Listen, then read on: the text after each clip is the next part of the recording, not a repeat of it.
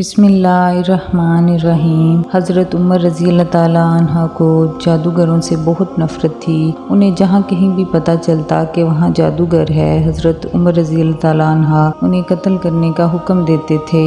حضرت عمر رضی اللہ تعالیٰ عنہ کے دور میں ایک شخص تھا جو لوگوں کو بتا دیا کرتا تھا کہ تمہارے ہاتھ میں کتنی کنکریاں ہیں۔ وہ یہ ظاہر کرتا تھا کہ مجھے غیب کا علم ہے۔ ایک دفعہ حضرت عمر رضی اللہ تعالیٰ عنہ نے اس جادوگر کو بلایا اور اپنے سامنے بٹھا لیا۔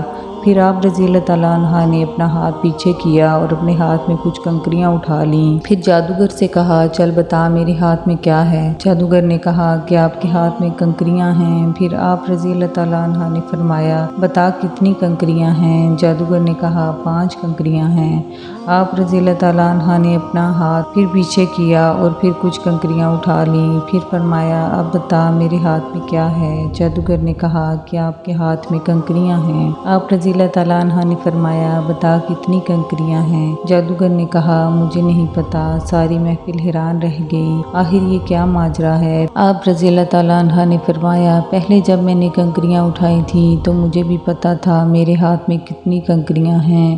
اس جادوگر نے میرا دماغ پاڑ لیا تھا۔